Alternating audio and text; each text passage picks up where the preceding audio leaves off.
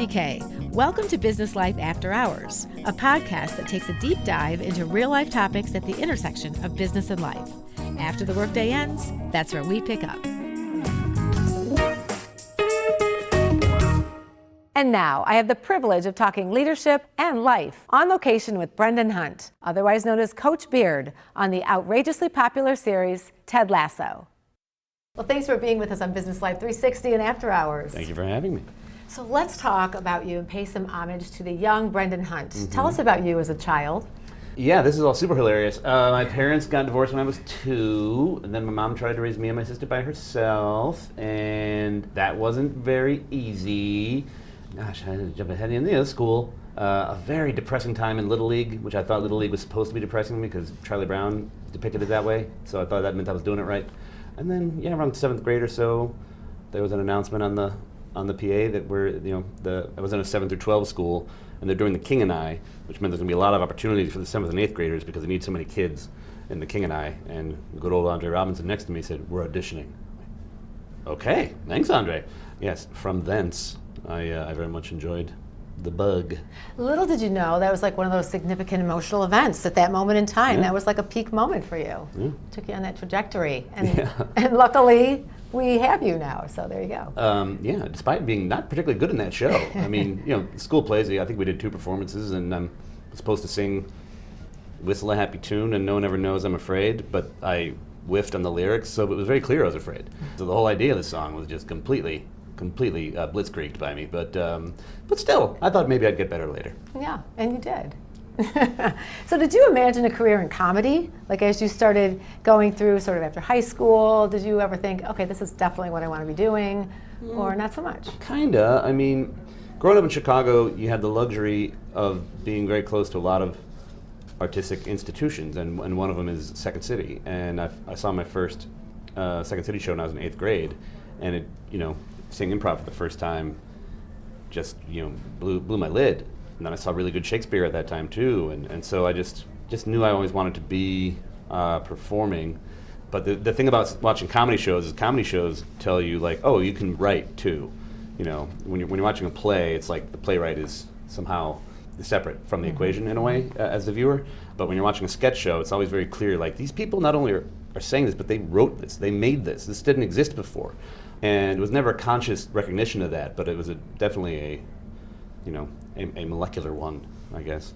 And then as you transitioned more from writing into acting, how did that go? And was there somebody in particular who said, hey, come on over, let's go from acting to writing to acting, more creating? No. Like, how did that whole thing come into play? It was never really a transition. It was always, and that's the thing about being in sketch shows. And like, we had a sketch group in my high school after seeing Second City. It's like, you are already writing and acting. And I only rarely am I doing one or the other in the things I do. I've generally had the luxury of being able to do both, which is by far the preference. It's never for me like, do you prefer acting or do you prefer writing? I prefer giving all of myself to the thing. All of the above. Yeah. And when you merge all that together, I feel like it's just a better product on the it depends on who's doing it, but at the very least, it makes it more likely that the thing that was originally imagined here is what's going to happen out here. Mm-hmm, mm-hmm.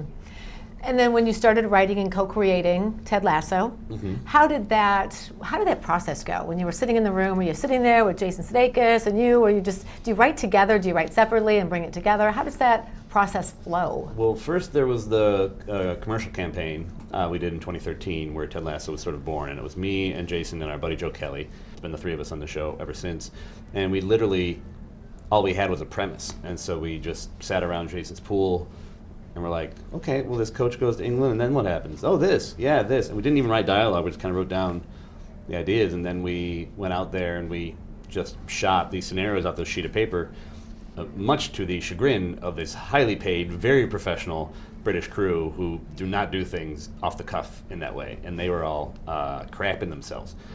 Fast forward to when it becomes a TV show, I mean, then we have a full writing staff, so it's the 3 of us and 8 other people.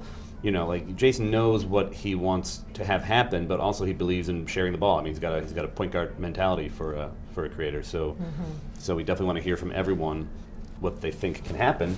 And that's the other thing about that comes back to sketch and improv is the best idea always wins. Like, it doesn't really matter who who had it.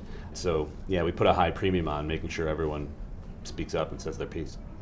Did you, as you were creating the characters, did you pick then who was going to be in those roles? Did you have a say in kind of In the casting? in the casting itself? Yeah. So you had to be so pleased, like when it's all like you're Oh my like gosh. perfect, perfect, perfect. Every one of you is such an incredible actor. Yeah, we really got very, very lucky because we were in LA and the casting was happening in England, and we were just getting footage back, and none of us had worked with any of these people before. So we were just going on were they right for the role, and then we fly out there to shoot, and it's like, well, I hope they're not all a bunch of and they're not.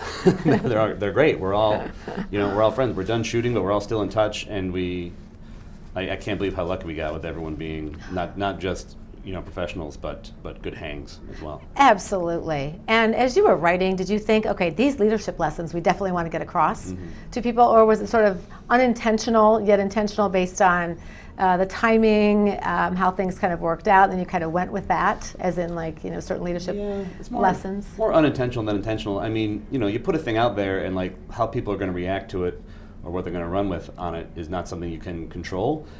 We definitely wanted to make a good coach, and a coach who cared about people, and there were not great examples of American leadership at the time that we were writing this show. Part of it was reminding people, like, we're not actually obliged to be this.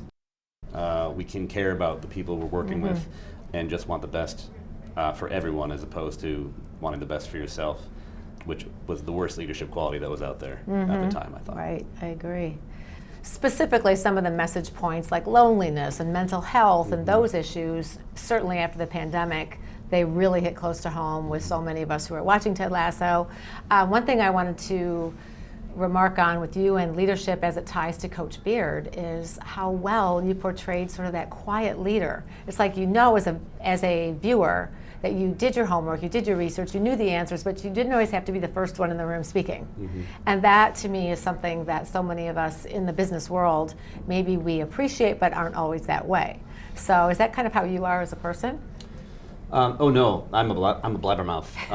I'm in terms of like words per day, I'm way opposite Coach Beard. But it's another improv and sketch maxim that he represents, which is there's a school of thought that you should be watching the scene that your partners are in the show and ask yourself, what does this scene need? And it may or may not need you to enter that scene. But that's Beard's whole thing. It's like, what does this life of ours need? It does not need talking. Ted's got that part handled. It does need someone to learn the rules of soccer on a 10-hour flight as quickly as possible. So yeah, he just waits to see what is happening before he acts and tries to fill in the gaps. And yeah, I think that's an essential part of a team. Brendan Hunt, thank you so much for being on Business Life 360 of Business After Hours. It's been a lot of fun. Thank you. Thank you. Find success by your own definition at your intersection of business and life on my next podcast. Thanks for joining us. I'm Kristi Kay.